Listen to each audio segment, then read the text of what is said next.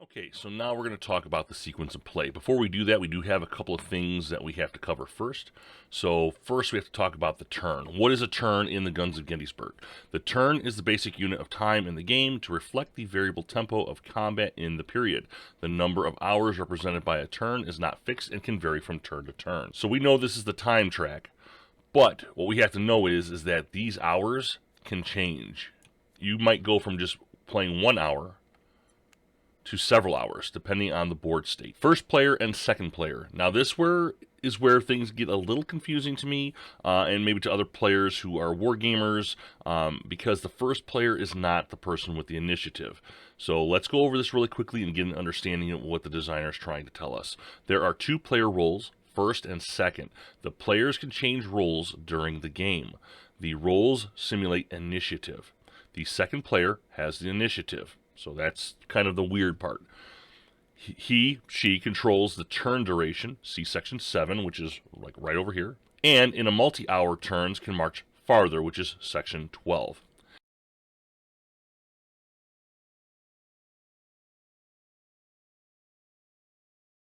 This is your turn sequence.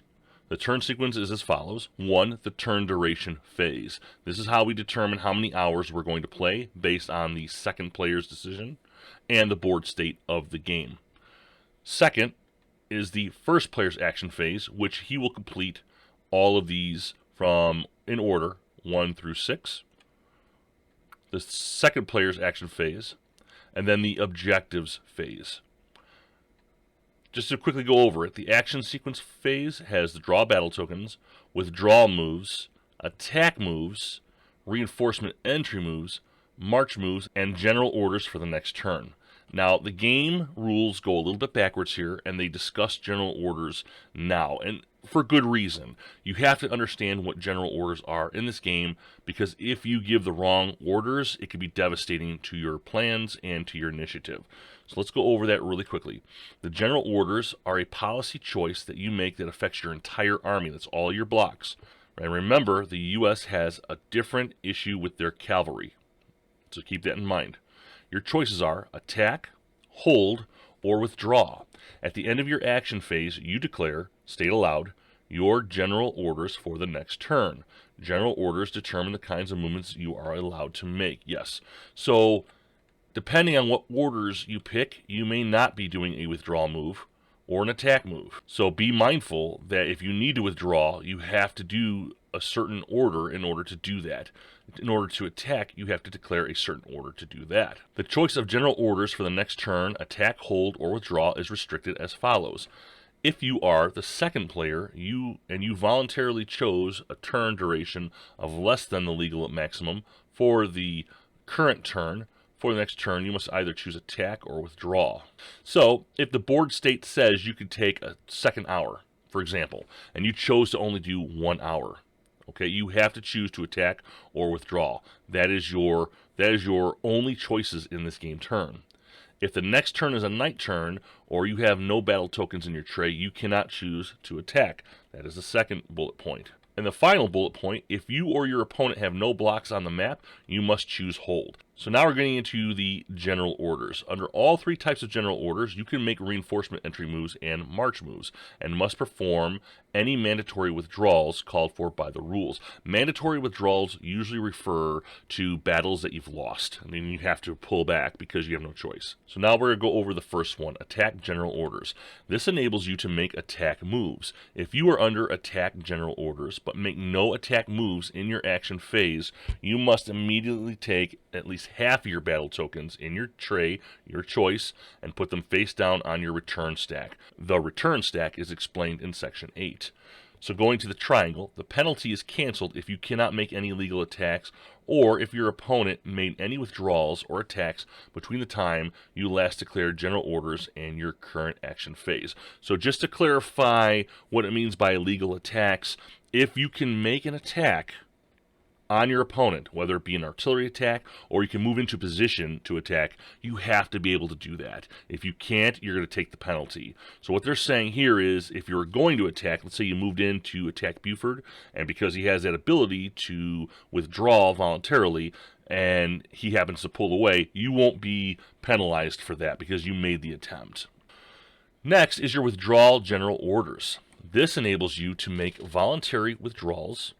When you declare withdrawal general orders, you must immediately choose at least half of the battle tokens from your tray and put them face down on your return stack. Section 8.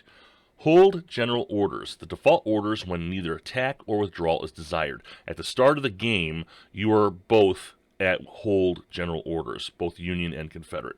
The triangle states, if you made mandatory withdrawals while under hold general orders in the current turn and declare hold general orders the next turn, you must immediately choose 2 battle tokens from your tray, or all if you have less than 2, and put them face down on your return stack. So, if you lose in a fight and you're forced to go backwards while under hold general orders, and you choose a hold again, you have to give up 2 out of your stack.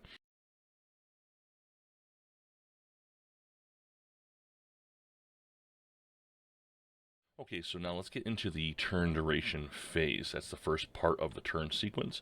So this is how we determine how many hours we will play at any one point in time. So the first thing we're going to do is read turn duration, which is right here on section 7. Every turn has a duration in hours. Each space on the time track represents 1 hour.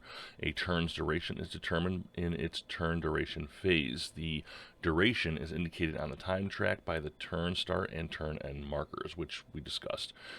Now, to begin the phase, put the turn marker on the hour after the last hour of the previous turn. Now, how you do this is completely up to you. I don't do it this way, but if that's what you want to do, you can follow the rules. I usually put it on the empty space, the start turn, and then I put it on the hour that's not used. So the in between are the ones that I use, but how you do it is perfectly up to you. To begin the phase, put the turn start marker on the hour after the last. For the first turn of the game, put this turn start marker on the hours of 7 a.m. to 8 a.m. Next, we're going to determine which player is the first player for the turn and which is second player. The first player is the player who most recently declared withdrawal general orders. They will be the first player, and they will be without initiative. His opponent is the second player. If neither player has ever declared withdrawal general orders, the Union player is the first player. So at the beginning of the game, Union, you are going to be the first player. The second player chooses the number of hours in a turn. The minimum is 1 hour. The maximum is 1 hour plus 1 additional hour for every 3 blocks that the player with fewer blocks has in play. In other words, 8 blocks would allow an additional 2 hours. So basically, if we go over to my example over here, all right, if we look at these blocks, we're going to count them. Obviously, the Union with 3 has less than the Confederates with 4. So since the Union has the least amount of blocks on the board, and he has at least 3, then you get to add 1 hour. If this was the case, then you would not add another hour, since he's the least amount, and he doesn't have at least 3 blocks. All right. And the same thing, it could go for the Confederates as well. It doesn't matter which player. It's just whoever has the least amount of blocks, as long as they have, it could be, here, we can change it. Here, let's make it the Union, right? That would still be a 1 hour addition to the 1 hour minimum. So that would be a 2 hour multi-hour turn. And then if the Union said, let's say the Union had, 3 more blue blocks, and these guys had 3 more red blocks, okay, it would be 7 to 6. It would be a 2 hour multi-hour turn. So it doesn't change. It just keeps going. Whoever has the least amount of blocks for every 3 blocks they have in their possession, you will get an extra hour added to the turn. Thank you, BMG 1961. To count a player's blocks in play, add together the number of his blocks on the map, the number of blocks that have exited and can re-enter the map, which is in section 10, we'll talk about that later, and the number of his blocks currently available to enter at reinforcement entry points. So even if there are blocks standing by, getting ready to enter because they've been pulled, these blocks will count as well. So whenever we pull a reinforcement marker and we have blocks coming in, I always put the blocks on the map off the side here until they enter properly. But this would be 5 blocks on the map. If either player declared attack orders for his upcoming action phase, the turn has a 1 hour mandatory duration. So no matter how many more blocks a person has or less than the other person, if anyone's under attack orders, you can only do 1 hour as your turn. Nighttime is always a separate turn with a mandatory 1 hour duration, so you cannot go over. The maximum duration of a non-night turn can never exceed the number of hours before night. For example, if there are 2 more hours until night and you can put up 3 hours, you can only do 2. Once the turn duration is known, put the end marker on the space for the last hour of the turn.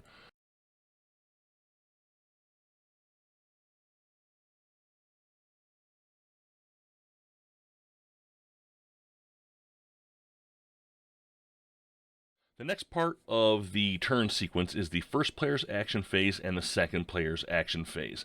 Now, they're both going to go down to this section down here, but just so you know, and it's clarified, the first person does all of these first. He's going to do all of this first, he or she, and then after the general orders for the next turn is done by the first player, the second player will then do all of these. You don't do them both together. So, we're going to do draw battle tokens. That's in section 8. So let's go there. We're not going to talk about what the battle tokens are specifically yet. We will get to that. But we're just going to talk about what we do when we're drawing them. At the start of your action phase, draw 1 token from your battle pool, don't peek, for each hour of turn duration. This means if you have 2-hour turn, you pull 2 battle tokens. Then you'll put them in your battle tray facing you. Triangle says you do not get to draw if you're under attack general orders. This is the only general orders in the game where you don't get to draw battle tokens. You actually have to wait.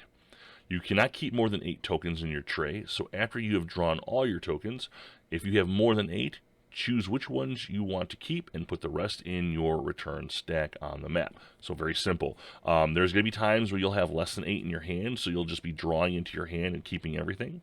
Otherwise, if you have 8 already, you simply draw whatever you need, whether it's 1, 2, or 3, depending on the multi-hour turn, and then you'll discard what you have. Which makes the multi-hour turn sometimes beneficial to both players, because if you don't have any good battle tokens, this might be the opportunity to get some. When you're done, you just basically take the battle token, and if you're the Confederates, you just put them face down on the return stack. So if I'm done with this, put it down, face down, so he doesn't see, so he doesn't know what you're getting rid of, and that'll just sit there until the end of the day. It is possible to use up all your battle tokens in the battle pool. Anytime you are entitled to draw tokens, but your battle pool is empty, immediately create a new battle pool from the tokens in your return stack. Take the tokens from the stack, put them face down next to you on the board, and shuffle them. Next, draw any tokens to which you are entitled. If you have no tokens in your return stack either, you cannot draw any more tokens. All right, we talked about expending and returning. Some of these things will be expended and returned. So expending means it'll be removed from the board forever. So if there's any point where you have no more tokens at all, you just don't get to draw.